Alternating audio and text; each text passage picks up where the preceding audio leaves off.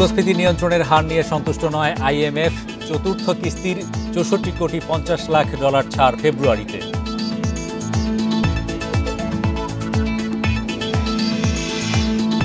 পাইকারি ও খুচরায় বোতলজাত সয়াবিন তেলের তীব্র সংকট।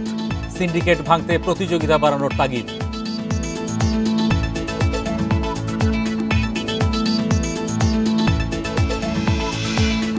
কেরানীগঞ্জে রূপালী ব্যাংকের কর্মকর্তা কর্মচারীদের জিম্মি করেছে ডাকাতরা।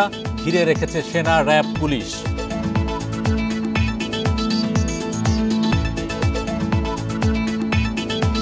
আমন্ত্রণ অর্থনীতি সারাদিনে আপনাদের সাথে আছি আমি হরি সাহা। শুনছিলেন শিরোনাম, এবার জানাবো বিস্তারিত। ঢাকার দক্ষিণ কেরানীগঞ্জের চুনকুটিয়া এলাকায় রূপালী ব্যাংকের কর্মকর্তা কর্মচারীদের জিম্মি করে রেখেছে ডাকাতরা। এলাকাবাসীর সহায়তায় জিঞ্জিরা শাখা ভবনটি ঘিরে রেখেছে সেনা, র্যাব, পুলিশ। দুপুর ২টার দিকে ডাকাতরা ব্যাংকে ঢুকে অস্ত্রের মুখে সবাইকে জিম্মি করে। পুলিশ ও স্থানীয়রা জানান, দুপুর ২টার দিকে ডাকাতরা ব্যাংকে ঢোকে। এ সময় পাশের মসজিদের মাইক থেকে ডাকাতির খবর জানানো হলে স্থানীয় কয়েকশো লোক ব্যাংকের ওই শাখা ঘিরে ফেলে ও বাইরে থেকে তালা ঝুলিয়ে দেন।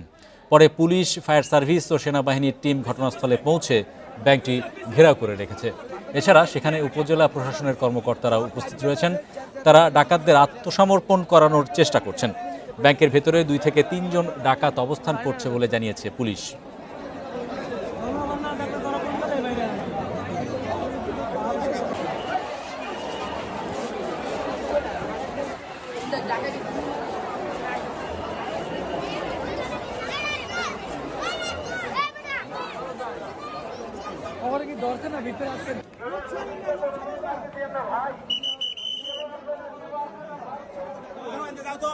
চলমান ঋণ কর্মসূচির আওতায় আন্তর্জাতিক মুদ্রা তহবিল আইএমএফ বাংলাদেশের জন্য চতুর্থ কিস্তি ৬৪ কোটি ৫০ লাখ ডলার ছাড় করবে ফেব্রুয়ারিতে। আর এর পরের কিস্তি ছাড় হবে জুন মাসে। বৃহস্পতিবার সচিবালয়ে সংবাদ সম্মেলনে এসব কথা জানান আইএমএফের মিশন প্রধান। আইএমএফের সঙ্গে ৪৭০ কোটি ডলারের ঋণ কর্মসূচি শুরু হয় ২০২৩ সালের ৩০ জানুয়ারি। এরপর ৩ কিস্তিতে সংস্থাটি থেকে প্রায় ২৩১ কোটি ডলার পেয়েছে বাংলাদেশ।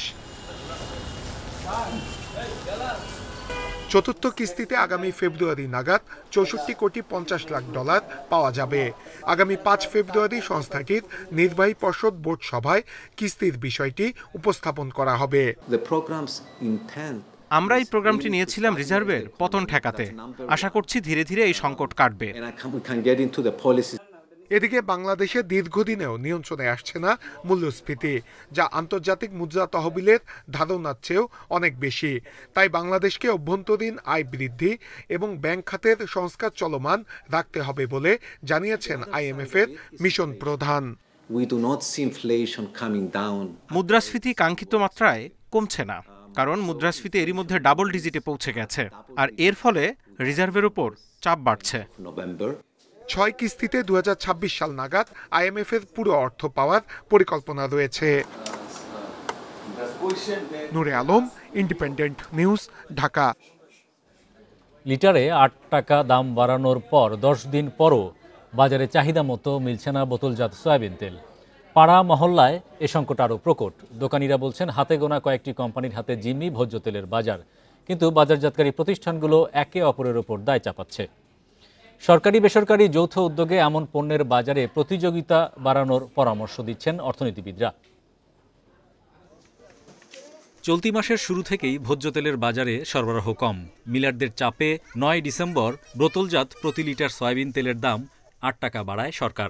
কিন্তু তারপরও পাড়া মহল্লায় তেমন মিলছে না তেল। দোকানিরা পড়েছেন বিপাকে। আজকে ১৫ দিন ধরে তেল নাই।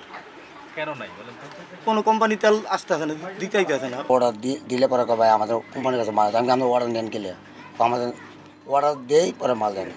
রাজধানীর কারওয়ান বাজারেও তেলের সরবরাহ স্বাভাবিক হয়নি। কোথাও কোথাও ৫ লিটারের বোতল দেখা মিললেও চোখে পড়েনি ২ ও ১ লিটারের বোতল। রূপচাঁদা কয়েকবার দিছে, মাঝখানে দেওয়ার কয়েক সাপ্তাহিক দেয় নাই। আর তীর দেখা যায় ওই একদিন পাইলে ২ দিন পাওয়া যাচ্ছে না। যে পরিমাণ ক্রেতা চাই, কাস্টমার চাই, আমরা ওই পরিমাণ কাস্টমারও দিতে পারতেছি না, আমরা আনতে পারতেছি না। দোকানিরা বলছেন, ৪-৫টা কোম্পানির হাতেই ভোজ্য তেলের বাজার নির্ভর করে। দাম বাড়ানোর কৌশল হিসেবে তারাই বিভিন্ন সময় সরবরাহ কমায়। সারা বাংলাদেশের মানুষ ৩-৪টা কোম্পানির কাছে জিম্মি। তাদের অনেক শক্তিশালী, অনেক পাওয়ারফুল। এদের যদি একটু তদারকি ঠিকমতো করে, যারা মিলার, যারা ইনপুটার, তাদের কাছে যায় গিয়ে সেটা যদি ওখানে মাল থাকে ওখান থেকে মালটা করুক। বাজারজাতকারী প্রতিষ্ঠানগুলো বলছে তারা সরবরাহ কমায়নি। বাজারে ভোজ্য তেল সংকটের কারণ রহস্যজনক।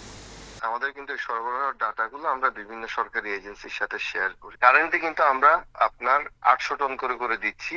গত 10 দিন ধরে আমরা কিন্তু এটা দিচ্ছি। এর আগেও কিন্তু আমরা ধরেন 500 টন করে দিয়ে আসছিলাম।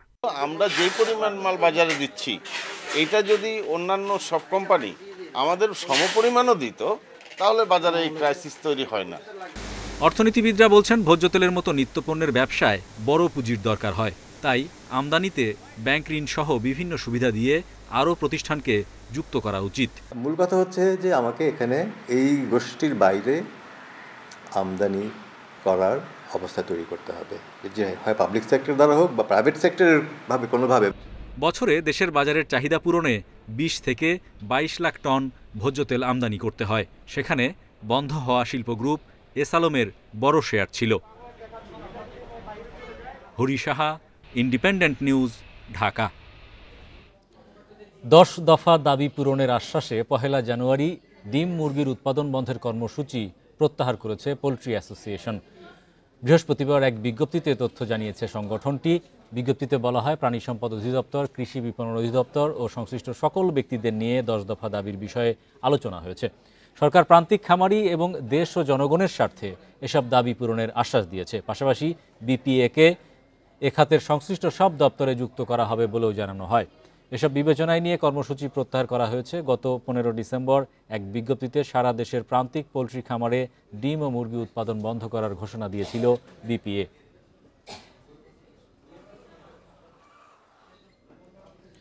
তারল্য সংকটে পড়েছে দেশের বস্ত্র খাত। বাংলাদেশ ব্যাংকের গভর্নরকে লেখা এক চিঠিতে এমন দাবি করেছে বস্ত্রকল মালিকদের সংগঠন বিটিএমএ। বস্ত্রকলগুলো ব্যাক টু ব্যাক ঋণপত্রের মাধ্যমে তৈরি পোশাক শিল্পে সুতা ও কাপড় সরবরাহ করে থাকে। তবে ঋণপত্র ইস্যু করা বাণিজ্যিক ব্যাংক মেয়াদ পূর্ণ হওয়া বিলের অর্থ যথাসময়ে পরিশোধ করছে না। কোনো বস্ত্রকলের বিলের মেয়াদ পূর্ণ হওয়ার পর 2 বছর পার হলেও তা পরিশোধ করছে না ব্যাংক। এতে অনেক বস্ত্রকলে তারল্য সংকট দেখা দিয়েছে। গভর্নরের কাছে লেখা চিঠিতে দ্রুত সময়ের মধ্যে অর্থ পরিশোধে 1 সপ্তাহের মধ্যে প্রয়োজনীয় নির্দেশনা চেয়েছে বিটিএমএর সভাপতি শওকত আজিজ। পাশাপাশি বাংলাদেশ ব্যাংক, বিটিএমএ, সংশ্লিষ্ট ব্যাংকের প্রতিনিধিদের নিয়ে একটি ত্রিপক্ষীয় কমিটি গঠনের প্রস্তাবও দিয়েছে সংগঠনটি। এসালম গ্রুপের কর্ণধার সাইফুল আলম ও তার পরিবারের 125টি ব্যাংক হিসাব ও 22 কোটি 65 লাখ টাকা জব্দের নির্দেশ দিয়েছেন আদালত। দুদকের করা আবেদনের পরিপ্রেক্ষিতে এ আদেশ দেন ঢাকা মহানগর সিনিয়র স্পেশাল জজ আদালতের অবকাশকালীন বিচারক মোহাম্মদ ইব্রাহিম মিয়া।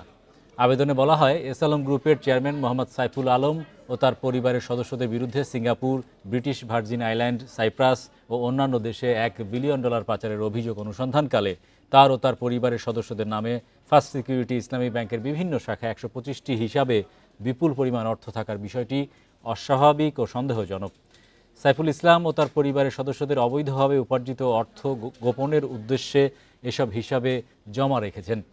যে কোনো সময় এসব অর্থ উত্তোলন করে বিদেশে পাচার বা গোপন করার আশঙ্কা রয়েছে মর্মে অনুসন্ধানকালে প্রতীয়মান হয়েছে। সুষ্ঠু অনুসন্ধানের স্বার্থে 125টি হিসাবের 22 কোটি 65 লাখ 69,191 টাকা ফ্রিজ করা প্রয়োজন।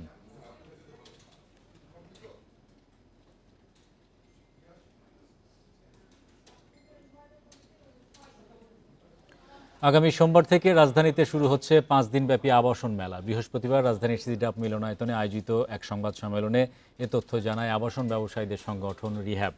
সংবাদ সম্মেলনে জানানো হয়, গৃহায়ণ শিল্পের বাজার সৃষ্টির লক্ষ্যে মেলার আয়োজন করা হচ্ছে, যা দেশের অর্থনীতি সমৃদ্ধ করার পাশাপাশি গৃহায়ণ শিল্প এবং লিঙ্কেজ শিল্প বিকাশে অনন্য ভূমিকা রাখবে।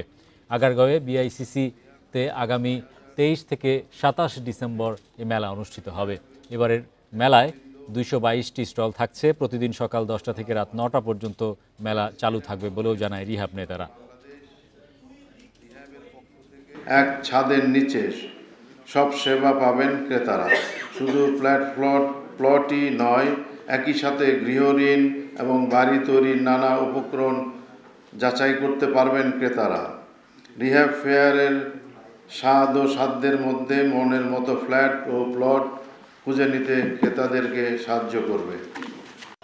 এই ছিল আজকের অর্থনীতি সারাদিনে। ইন্ডিপেন্ডেন্ট টেলিভিশনের সব খবর জানতে চোখ রাখুন ফেসবুক, ইউটিউব এবং এক্সে। আমন্ত্রণ আমাদের পরের আয়োজনে।